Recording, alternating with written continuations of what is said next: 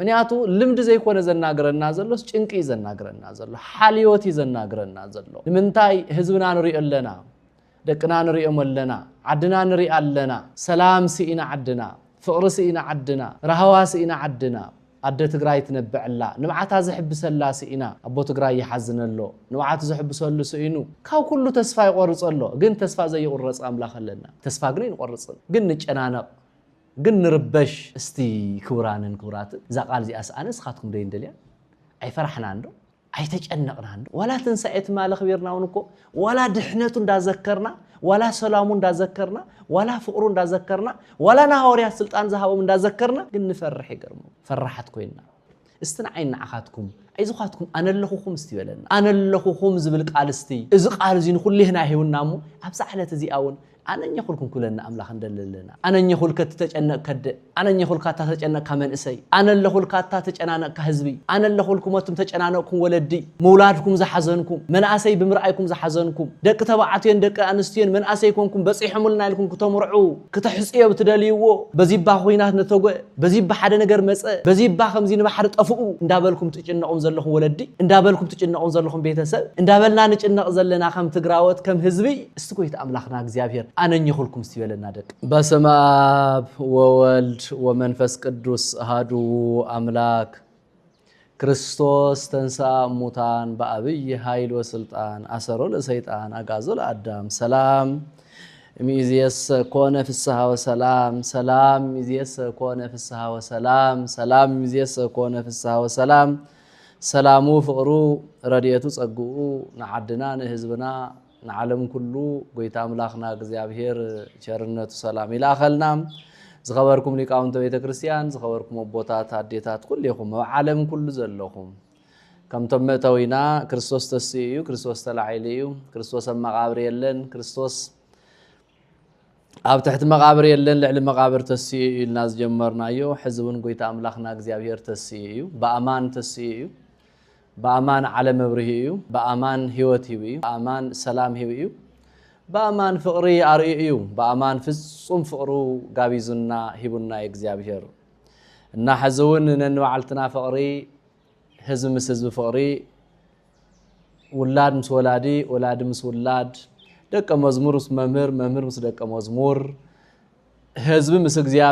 إكزيابير مس هزبي سلام كنبرنا فقر كنبرنا قويتا خمحرنا كم تنايت مالي إكزيابير كم موت تسيو علم زدحانه كم تنايت مالي وين دمانا كل التشحن عصر شمونت ندحار تمريسنا نستوصل نذكره زلنا بعل كم وسلام وفقر وريته عدلنا نا قويتانا نا أملاخنا نا إكزيابير قدوس فقاد يخون لكاونتو يتكرسيان ممران كل يخون دك إكزيابير أو عالم كله زلهم كميك أني خاتكم كميل لخاتكم تنساي نخبر لنا تنساي بعل نخبر لنا تمالي زسومو نزيو لنا يوعلت معلت تاس شمول لو قصيلو دما داغماي تنساي النوازي ما ينازل لنا حزين استي زسومو نزيو تمالي انكاب حمامات وصينا حمامات ذكرنايو حمامات ودينا تنساي ذكرنايو تنساي خن ذكرت لنا مسمن وعلنا تنساي بونت ولدي حزبي دك እግዚአብሔር كل يوم مسمن وعلنا مستطمي يتددو علنا مستطمي بوغروي زلدو علنا مستم بوندن زيبل مصانات دو علنا مستم بيوردو بيختمو بيغطرو زلو ህፃናት حبحب زيبلوم ولدم ويتمم ولدم ናብ ጠፍኡ ወዘይፈልጡ ናብ ተሰደዱ ወዘይፈልጡ ብሰንኪ ጄኖሳይድ ዝተፈጸመ ዓድና በየወቱ ተዘርዘረው ትግራይ ዘለው ቆልዑ ሰዓቶም ደው علنا مسأتهم درينايوم نعاتهم دطيقنايوم كبرانن كبراتن كاب زلنا تخافلنا دوعلنا حدا طياقينا لما انت زي مسأتهم دوعلنا مستمطمي مستمصمو مستمتعرقون كافتا زلهنا منياتو لمد زي كونه زناغرنا زلوس ጭንቂ زناغرنا زلو حاليوتي زناغرنا زلو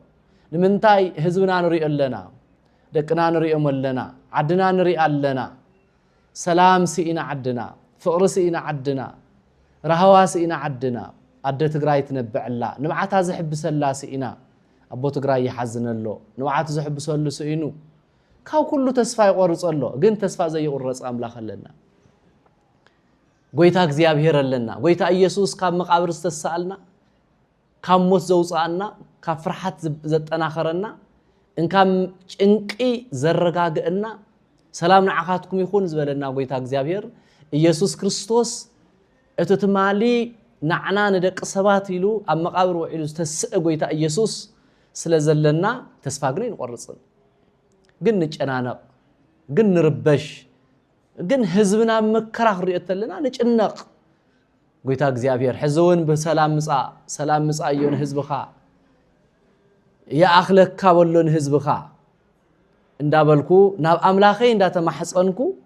ናብ ህዝበይ እንዳተሓሳሰብኩ ናብ ሰብ ጸጋሃፋትም ድማ ሓደራ እንዳበልኩ ዝጠመየኽ ተብልዑ ዝዓረቕ ተልብሱ ዝተጨናነቐ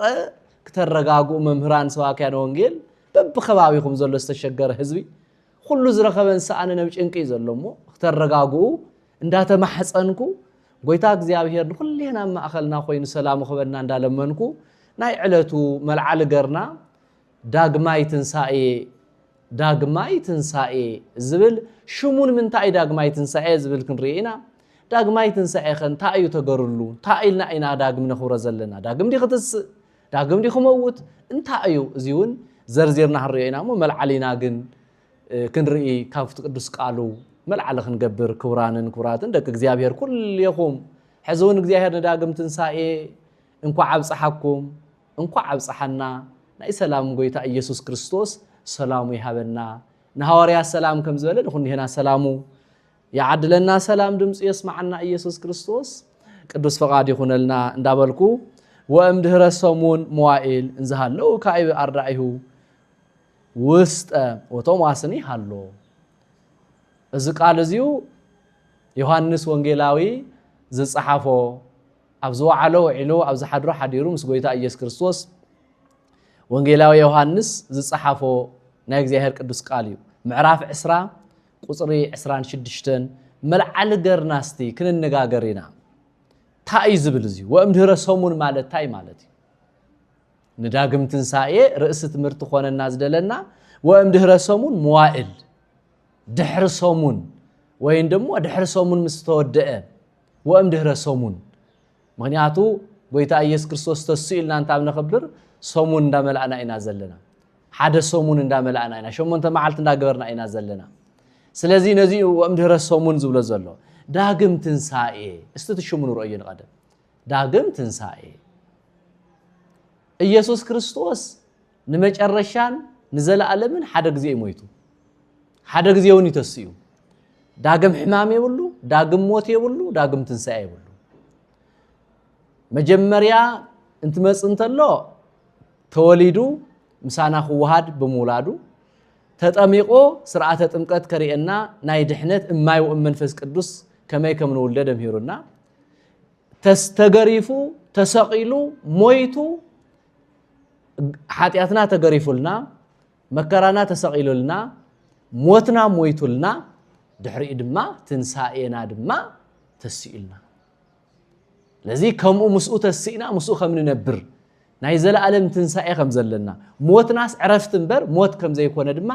ነቱ ናይ ዘለዓለም ሞት ዝነበረ ስዒሩ ነቱ ናይ ዘለዓለም ስቃይ ዝነበረ ፈቲሑ ነቱ ናይ ዘለዓለም ጭንቅ ዝነበረ ነፃነት አውጁ ካብ መቃብር ፍትሑለይ ክፈቱለይ ዝየብሉ ናህና ሞት ስዒሩ ናይ ዲያብሎስ ስልጣን አድኪሙ ናይ አጋንንት ነገር ኩሉ ቀጥቂጡ ጎይታ እግዚአብሔር ፍጹም ብርሃን ፍጹም ህይወት ፍጹም ሰላም ፍጹም ፍቅሪ ፍጹም ትንሳኤ ተስኢልና ሓደ ግዜ ዝሓለፈ ሰነ ተኽብርና ንምንታይ ዳይና ዳግም ትንሳኤ ነኽብር ዘለና ንዝብል ቃል በሓፂሩ ሊቃውንት ብብዙሕ እዮም ዝምስጥርዎና ዳግም ዝብል ዘሎ ዳግም ክነኽብሮ ስለ ዝኾና ዳግም ክነኽብሮ ኢና ሓደ ዳግም ስለ ነኽብሮ እዩ እቲ ካልኣይ ልክዕ ትንሳኤ ነተን ደቂ ኣንስትዮ ወይ ድማ ማርያም መግደላዊት ተስኡ ብዝምስና ንሳ ብትኽእሎ ንዓዓ ዓቕማ ብዝኾነ ተራእዩ ከም ዝተናገራ ማርያም እሳ ድማ ረቡኒ መምህር ከም ዝበለቶ በዚ ሎማዓንቲ ዕለት ዳግም ትንሳኤ ድማ ንደቂ መዛሙርት በኣካል ዝተዓጽወ ገዛኣት እዩ ንሳቶም ብዝምጥኖም ንዓኣቶም ግልጽ ብዝኾነሉ መቸን ብመለኮቱ ተገሊጹሎም እንተልና መለኮቱ ተገሊጹ ደው ዝብል የለን ግን ብዝምጥኖም ናፍቲ ዓጽወ ገዛኣት እዩ ክፈቱለይ ዘይበለ ኣፍትዩ መቃብር ክፈትለይ ዘይበለ ይወጽዩ አፍቱ ናይ ደቀ መዛሙርት ናይ ሐዋርያት ገዛ ድማ ገዛ ክፈትለይ ቁልፉ ክፈትለይ ዘየንኳሕኳሕ ስቂል ተዓጺ እንዳሃለወ ኣትዮም ብጣዕሚ ተጨናኒቆም ፈሪሖም ተሃዊኾም ሰጊዖም ወላን ካብ ማርያም መግዳዊ ዝሰምዕዎት መልእኽቲ ትልእኸውን ክረጋግኡ ይከኣሉ ከመይሊ ይኸውን እዩ ከመይሊ ትስእ ከመይሊ ይኸውን ምክንያቱ መንፈስ ቅዱስ ይሓደሮም ነሩ ገና ቃልዮም ሰምዑ ዘለው ገና እዮም ዝመሃሩ ነሮም ገና እዮም ድምፁ እንዳሰምዑ እዮም ነሮም በር እቲ ናይ መንፈስ ቅዱስ ውልድነት እቲ ናይ መንፈስ ቅዱስ ልጅነት እቲ ናይ መንፈስ ቅዱስ ኃይሊ ገና ይተዋሃዶም ምክንያቱም ዝተሰእ እዩ ዝዋሃዶም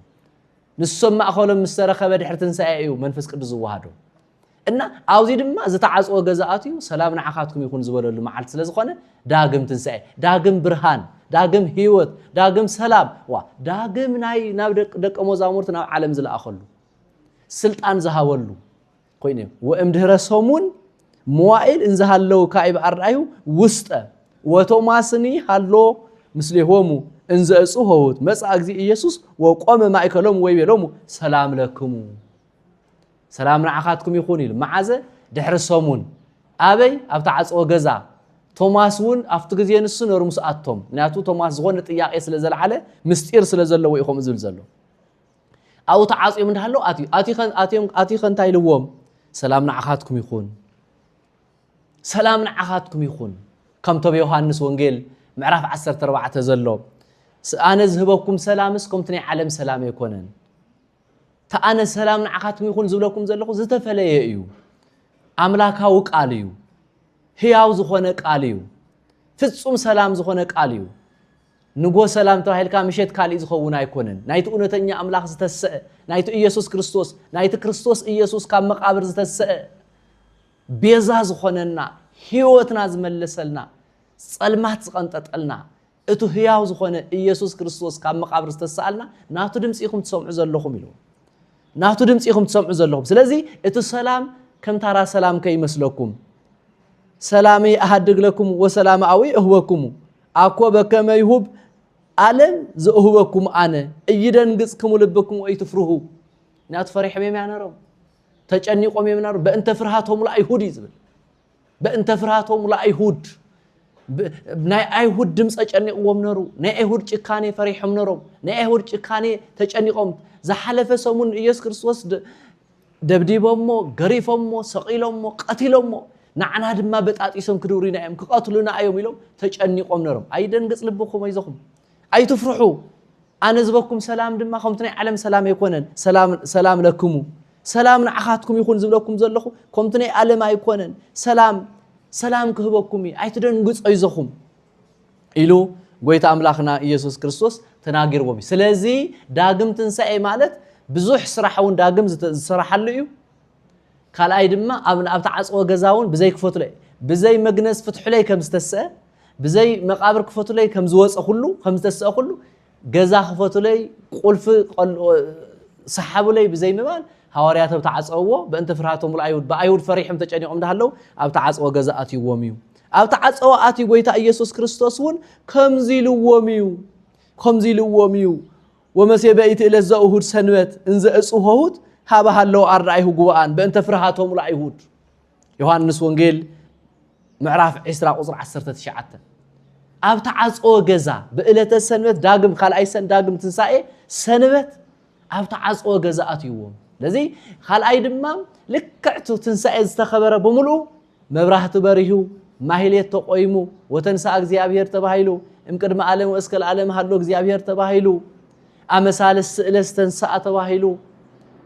እዚኦም ብምሉኦም ቶም ቃለ እግዚአብሔር ልክዕታ ናይ ትንሳኤ ደጊማ ስለተኸበር ደጊማ ስለተኸብር ማህሌት ብምሉ ሓንቲ ስለዝኾነት ከምታ ናይ ትንሳኤ ዳግም ትንሳኤ ማለት ዳግም ክትስእ ዘይኮንስ ዳግም ነኽብሮ ማለት ትሽሙ ዳግም ነኽብሮ ዳግም ኢየሱስ ክርስቶስ ከም ዳግም ከምቲ ናይ ትማል ሰንበት ገርና ኢና ነኽብሮ ማለት ሊቃውንተ ቤተ ክርስቲያን ቦታት ዳግም ኢለሞ ካልእ ድማ ከምቲ ዝበልኩኹም ዝተዓጽኦ ገዛ ዝተጨነቁ ሐዋርያት ዘረጋግአሉ እዩ ንምንታይ እንታይ ኮይኖም እዮም እንዘ ጉባአን ተኣኪቦም ፍታ ገዛ ነሮም ተጨቢጦም ፈሪሖም ንአይሁድ ቀትሉና እዮም ኢሎም በእንተ ፍርሃቶም ለአይሁድ መጻ እግዚ ኢየሱስ ኢየሱስ መጽኡ ናፍቶም ተጨነቁ ናፍቶም ዝፈርሑ ናፍቶም ገዛ ዓጽዮ ፈሪሖም ዘለው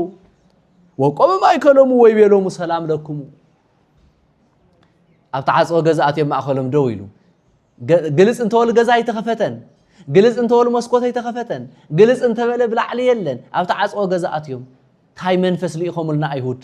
እንታይ ድማ መከራ ሊኢኹምልና አይሁድ ታይ ሰብዝዩ ኸመ ኢሎም ተጨነቁ በእንተ ፍርሃቶሙ ኣብ ማእኸሎም ከይዱ ቆመ ማእከሎም ወይ ቤሎም ሰላም ለኩም ታይ ዳኾንኩም ሰላም ባንዓኻትኩም ይኹን ሰላም ኢሉ ፈሪሖም ተጨኒቆም የምነሮም ወዘንተ ብሂሉ አርአዮም እደው ሂው እገርዩ ወገበሁ ወተፈስሑ አርዳዩ ሰወርእዩ ወለእግዚእነ ከአምኑ ወይ ከአሉን ታይ መንፈስ ይልኢኹልና እንታይ ጉዲ ሞጽኢና አንታ ኸጥሉና እዮም አታኸጥፉና እዮም ዳር ጭነቆ ስለዝነበሩ ሰላም ንዓኻትኩም ይኹን ንሱና ይኣመኑን ዋይ በአር ንሕርዚ ኣመንኩም ንዑ ኢደ ይርእይልዎም ወአርአዮሙ እደው ሂው ወእገርዩ ወገበሁ ዝተወገአ ይደርእይዎም ዝተወገአ ኻላይ ይደርእይዎም ዝተወገአ ጎነ ርእይዎም ዝተወገአ እግሮ ርእይዎም ታው እንታይ ነው መጻ ግዚ ድሕሪኢኸ እንታይ ኮይኖም ይብለና ኣሎ ተሓጉይሶም አርዳይ ወተፈሱ አርዳይሁ ሰወርእዩ ወለእግዚእነ ዋ እውነተኛ ተስተሳ አምላኽ ምዃኑ እውነተኛ ተስተሳ አምላኽ ዳግም ተገሊጽሎም ንማርያም ከም ተገለጸላ ዳግም ከም ተገለጸሎም ተረዲኦም ካፍትና ኢዱ ካፍትና እግሩ ካፍትና ይጎኑ ካብ ንጋግሩ ካብ ወሃው ካብ ግርማ ሞገሱ ካብ ቃሉ ድምጹ ሰላም ባህሉ ወይለይ እውነት አምላኽና መጽኢልና እውነት ኢየሱስ መጽኢልና እውነት ተወገአ ኢየሱስ ትዝቆተልዎ አይሁድ ኢየሱስ ንሱ ይናዕና ከድሕን ከበራት መጽኢልና ኢሎም ወተፈስሑ አርዳይሁ ሰወርእይዎ ለእግዚ ንኢየሱስ ምስራአዩ ተሓጉይሶም ደስውን ኢልዎም ሞራልውን ረኺቦም ድሕሪ ምስተረጋጉ ኢየሱስ ክርስቶስ ከምዚ በሎም ዳግም ወዘንተ ቢሎ ነፋላ ኢልሆሙ ወይ ቤሎሙ ካይበ እግዚ ኢየሱስ ሰላም ለኩም ወበከም ፈነወኒ ኣብ ከመሆ አንእፍየንወክሙ ኣነውን ከምቱ ኢየሱስ ክርስቶስ ናብዚ ዝመጻኹም ኣነ ጎይታ እግዚአብሔር ዝለኣኸኒ ኣነ ድማ ንዓኻትኩም ክልእኸኩም ወፈነወኒ ኣብ ከማሁ አንእፍየንወክሙ ከምቱ ንዓይ ናብዚ ዓለም እዚ መጽኡ ክስቀል ክግረፍ ዝለኣኸኒ እስኻትኩም ድማ ከተምህሩ ክትሰብኩ ሓይል ንዓይ ቦይ ከም ዝለኣኸኒ ንዓኻትኩም ድማ ሓይል ሂበ ክልእኸኩም ናበይ ናብ ዓለም ክልእኸኩም ይኸው ጥንካሬ መጸ ኢየሱስ ክርስቶስ ምዃኑ ፈሊጦም እዮም ተሓጉይሶም እዮም ወዘንተ ብሂሎ ነፍሃ ላኢልሆም ከም ኢሉ ስቀይበለን ወዘንተ ብሂሎ ነፍሃ ከምኡ ምስበለ ነፍሃ ላኢልሆም ወይ ቤሎሙ ንሱኡ መንፈስ ቅዱስ ምስ ኩልህና ይኹን ኃይለ አምላኽ ምስ ኩልህና ይኹን ሰላም አምላኽ ምስ ኩልህና ይኹን ሰላም ና ኢየሱስ ክርስቶስ ሰላም ንዓኻትኩም ይኹን ዝበሎም ሐዋርያት ንዓይ ንዓኻትኩም ንዓለም ኩሉ ሰላም ና ኢየሱስ ክርስቶስ ኣብ ኩልህና ይሕደርደቀይ ሰላሙ ድምጹ የስማዓና ኢየሱስ ክርስቶስ ስለዚህ አነ ናብ ዓለም ክልእኸኩም ንሱኡ መንፈስ ቅዱስ ክልእኸኩም ተለኹ ግን ኃይል መንፈስ ቅዱስ እፍ ክብለልኩም ኃይል መንፈስ ቅዱስ ክሕድረልኩም ስለዚህ ዳግም ትንሳኤ እዚ ዝብሎም ዘሎ ኃይል መንፈስ ቅዱስ ክሕድረልኩም ታኡ ድማ ይብል ምዕራፍ ቁጽር 23 ለእለ ሃደግሙ ኃጢአት ይተሃደግለሙ ወለለ ይሃደግሙ ኃጢአት ይተሃደግለሙ እግረ መንገድና እቱን አይሊቀ ካህናት ኢየሱስ ክርስቶስ ስርዓተ ክህነቱን ይዘምር ዘሎ ስርዓተ ክህነቱን ዝነግር ዘሎ ስርዓተ ክህነት ናይ ሊቀ ካህናት ኢየሱስ ክርስቶስ ይውን ዘመሐለፍ ዘሎ ካብ ሐዋርያት ጀሚሩ እስካባና ዝመጸ ክህነታዊ ስልጣን እዚ እዩ እፊልሎም መንፈስ ቅዱስ ምሳኻትኩም ከሐድር ካብ ኃይል ክኾነኩም ታው ስኻትኩም ዘመሃርኩም ስኻትኩም ይቅር ዝበልኩም ሁሉ ስኻትኩም ዝፈታሕኩም ኣብ ሰማይ ፍትሕ ኮኒ ስኻትኩም ዝኣሰርኩም ሞብ ዝምድር ድማ እስኻትኩም ዝበልኩም ክኸውንዩ ወተማስኒ አሃዱ ማሰርቱ አሃዱ አርዳይሁ ዘይብሉ ወድዲሞስ ይሃሎ ምስሊሆሙ ወሰው መጻ እግዚ ኢየሱስ ክርስቶስ ወይ ቤል ወካለ አንኑ አርዳይሁ ኢናሁ ለእግዚእነ ቶማስን መስአቶም ነበረ ምንያቱ ትንሳኤ ይራኹን እርገቶ ይራኹን እንዳበለ ስለዝብን ትንሳኤ ይራኹን ስለዝብን ቶማስ መስአቶም ነበረ ቶማስ እንዲያው ዝሓተተ አነስ ከመይ ገርኤ መኸአምን ትትማል አይሁድ ዝቀበር ወይሉ ጥያቄ ዘቀረቡ ንስ እዩ ቶማስ አማንድ አንበር ተጠራጣሪ ትኹን ይኸው ይኸው ጎነ ኢሉ ዘርአዮ ንዑዩ ድሕሪኡ አማን አምላኬ መድኃኒ ኢየሱስ ክርስቶስ እውነተኛ ኢየሱስ ክርስቶስ ኢኻ እውነተኛ አምላኽ ኢኻ ተስኢኻ ኢሉ ቶማስ ነረጋጊጹ መልስ ዝሃበውን ሻው እዩ ስለዚህ ዳግም ትንሳኤ ብዙሕ ዓበይቲ ስርዓታት ተሰሪሖም የምና ብዝበለጸ ግን ንሱ መንፈስ ቅዱስ ይሕደርኩም ሳኻትኩም نعلم منفس قدوس لبيسكم حيل ربيسكم كإيس كريستوس أسرون فتح كيديلو حيل برتعي حيل سلام حيل فقري حيل حدنت حيل برهان حيل زلالماوي هيوت ندق مزامورتو زهابلون زتناغرلون زبارخلون زتناغرو أماخلهم زترخبلو ناي غويتا إيسوس كريستوس بركة نصقان زرخبلو يوم بخاليون قطر عسرام معراف عسرا قطر عسران حدن يوحنس كريت لنا ويبلهم كايب اغزي سلام لكم وكم فنوني او كما انا فينوكم يلوم لوقاس عسران رواعتن معراف قطر 30 6 كسكاب 4 9 كم زيل وان زنت يتناغروا قوم ما ايكولومو اغزي ኢየሱስ ነትና ዮሐንስ يم ዘረጋግጾ ዘለው قوم ما ايكولومو اغزي ኢየሱስ ويبلهم سلام لكم ايتفرحوا انا وؤቱ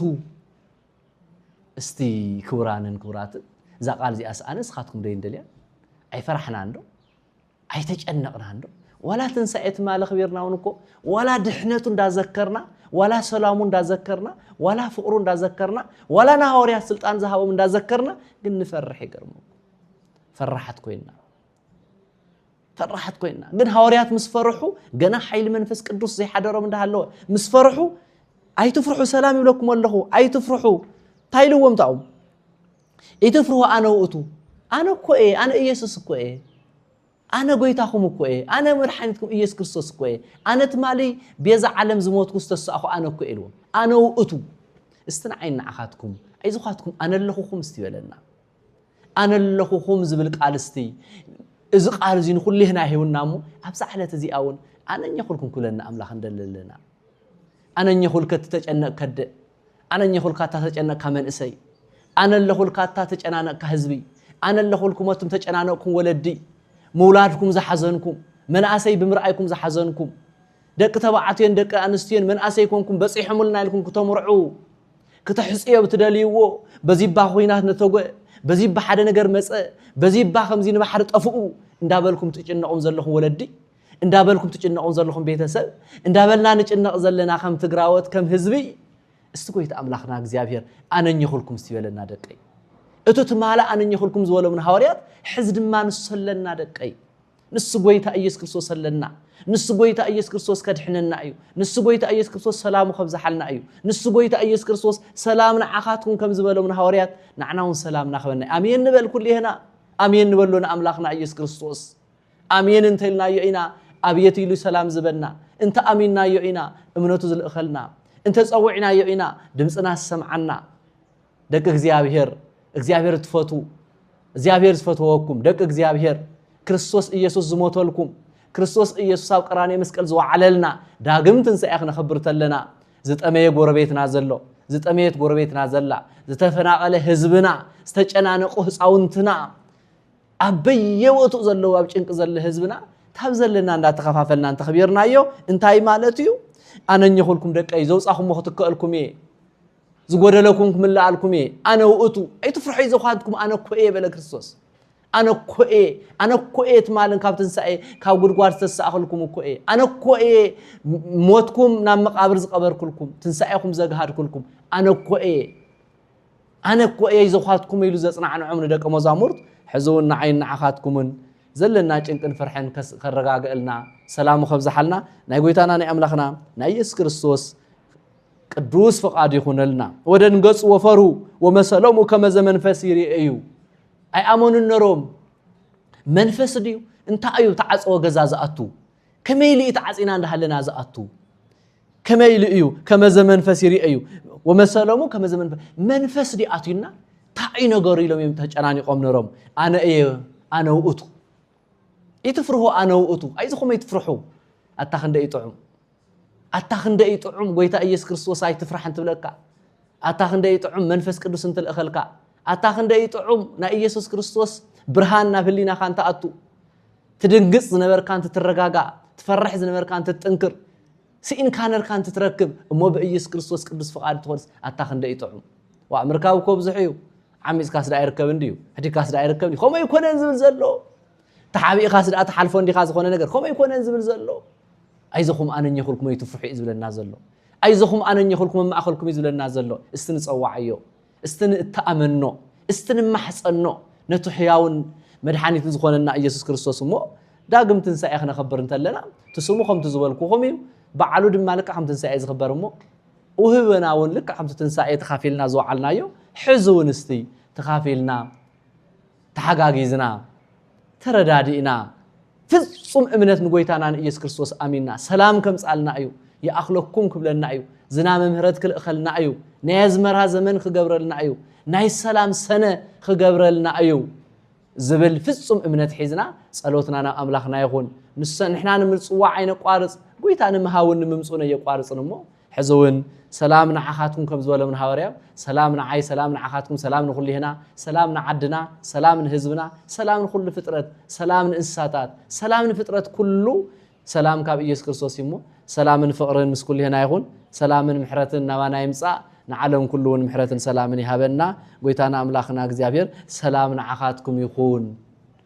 زبلل معلتي امو حزون سلام الاخلنا እግዚአብሔር أملاخنا محرتو سلامو فقرو رديئتو صقؤو يبزحلنا سرغوت ميديا وندقي እግዚአብሔር يبارككم كمزي دخيمكم وريدكم وصيئكم قريصكم ታወቦታት ድምጽ ሰሚዕኩም ናይ እግዚአብሔር ቅዱስን ሕያውን ዝኾነ ቃል ናብ ህዝብ ክትሰዱ እንተለኹም ናብ ህዝብ ተሰራጭው እንተለኹም ስኻትኩምን በረከት ጽድቅ ትረኹ ኢኹም ምንያቱ ሐዋርያውነት ያገልግሎት እዩ ነዚ ቅዱስ ቃሉ ሰምዑ ድማ ይባረኹ ይቅደሱ ሰላምን ምርግጋን ስለዝረኹ